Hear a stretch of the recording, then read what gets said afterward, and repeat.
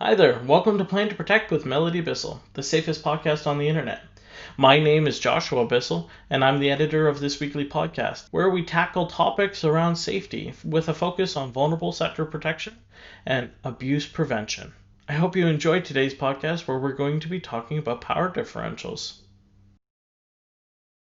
Hello. Today we have a real treat for you.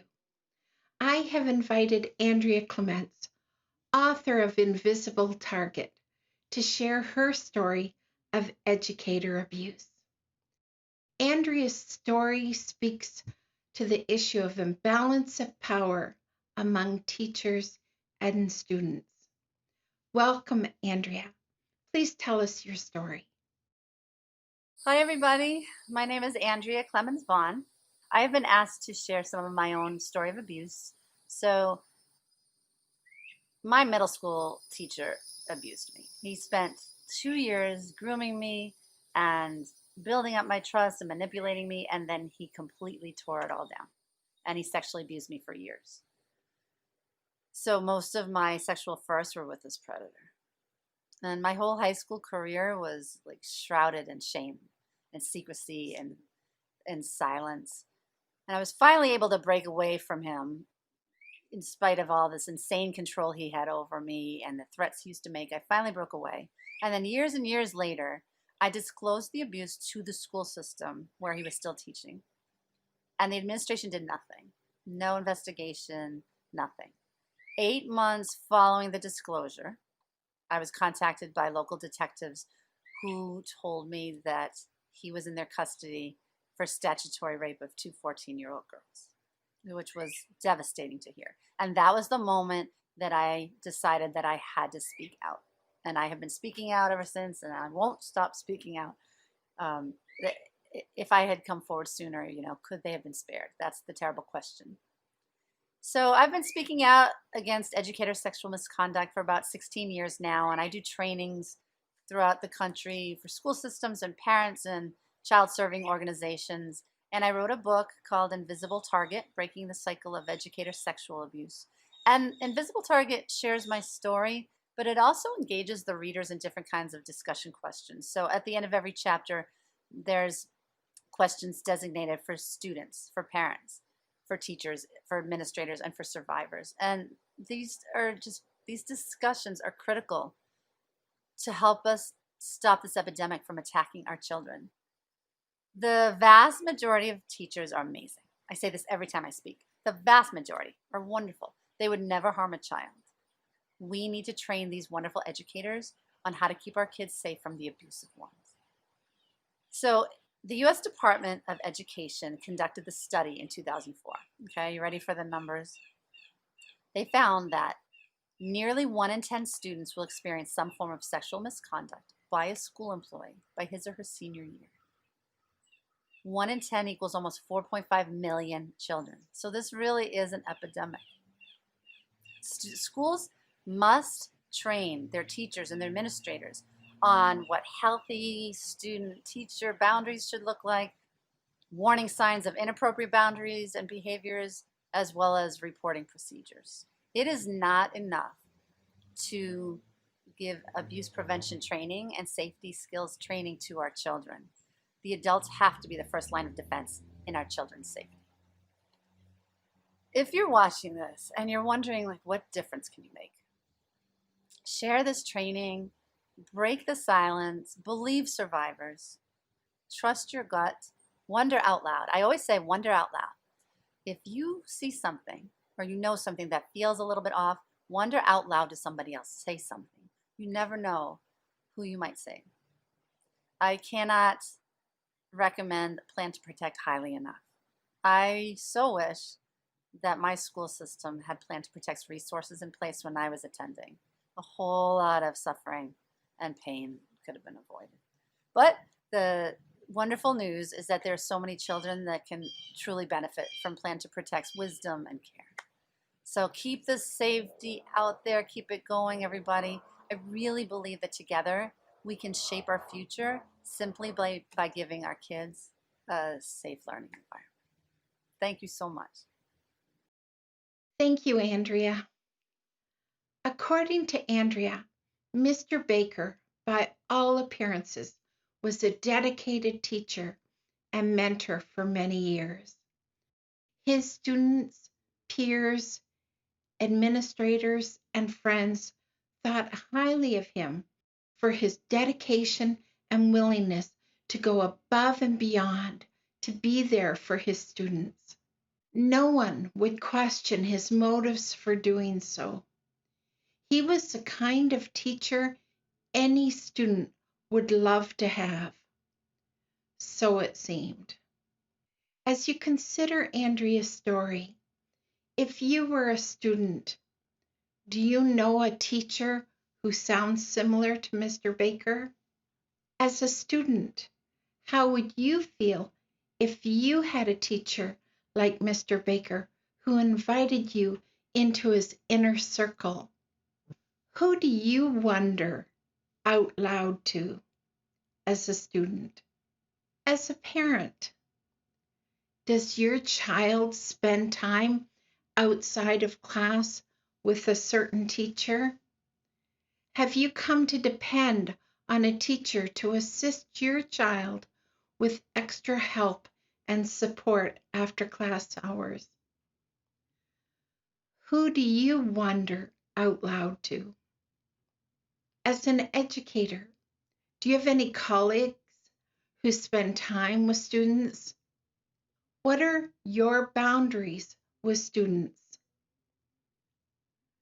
In what ways might your actions be perceived by others? Who do you wonder out loud to? As an administrator, what rules, policies, training do you have in place for teacher-student interactions, as well as teacher-parent interactions? What policies do you have in place regarding gift giving? What policies do you have in place regarding teacher contact with students outside of school hours? What policies do you have in place regarding social media? Who do you wonder out loud to? I agree with Andrea. Most teachers are excellent, outstanding educators. I don't believe most teachers are like Mr. Baker. I don't believe that most teachers begin their careers planning to exploit their students or to get emotionally or sexually involved with them. Due to the amount of time spent together, it is easy for the transition from teacher, mentor, friend to boyfriend to take place. Students are so enamored by the attention that they don't often receive outside of school, perhaps in the home, and they are enamored by the attention one teacher may give them. I can remember one young woman sharing with me when it was discovered that she was in a long-term relationship with her guidance counselor, where she said to me, "But he loves me."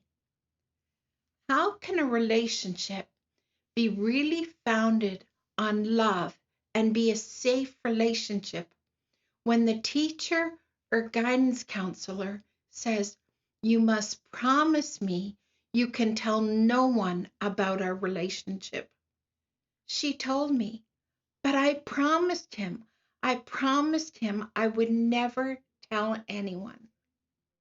Andrea writes in her book that the teacher slowly and carefully construct a path to build trust and affection.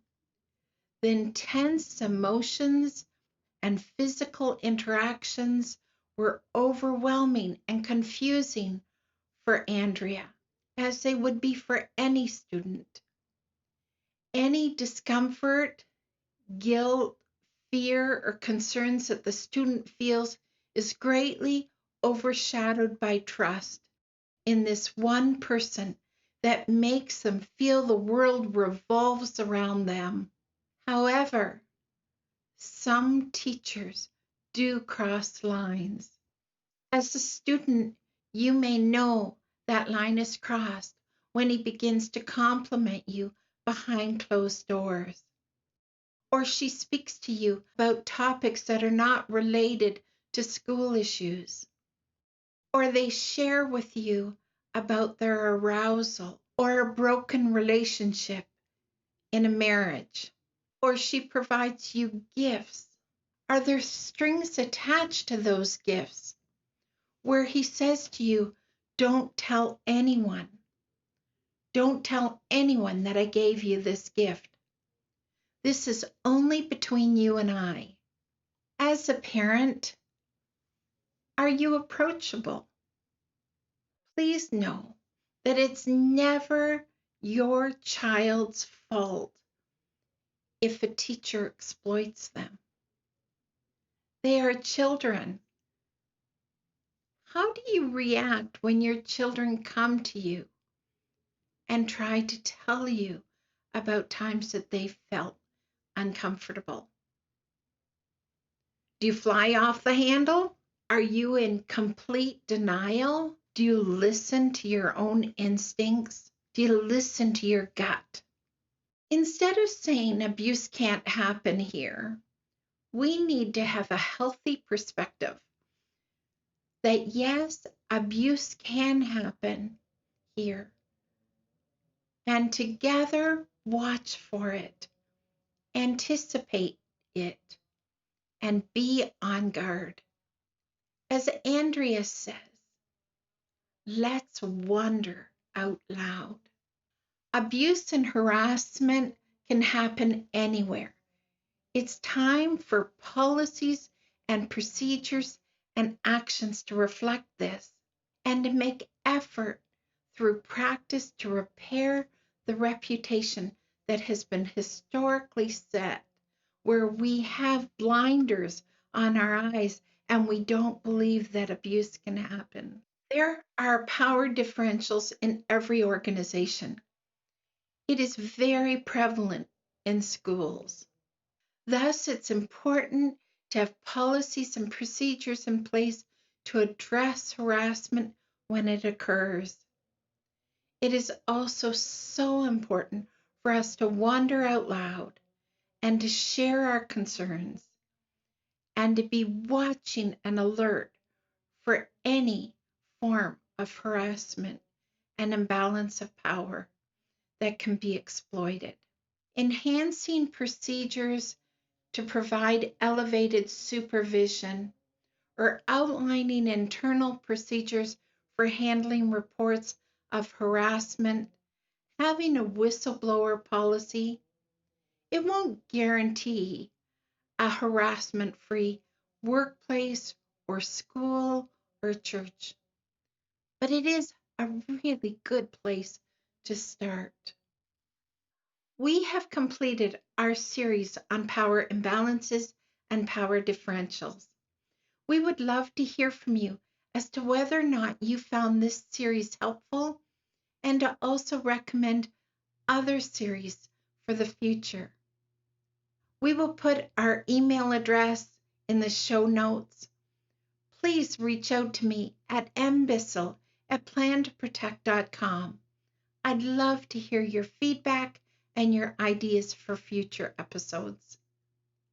If you missed any of those episodes, please go back and listen to them. This week, I'd like to thank Andrea Clemens for contributing to the topic of power differentials within the school. Andrea, we are so sorry that you were abused by a teacher. We are so sorry that you were not heard when you first disclosed your abuse. There is so much for us to learn and apply to our own context from your story. Please pick up Andrea's book, Invisible Target. Please donate a copy to your children's school or schools within your community, to any educators that you know. The book is so helpful, as Andrea said. After each chapter are thought-provoking questions. I've just shared a few of them with you today. It is one of the best books I've ever read on the topic of abuse. Thank you, Andrea.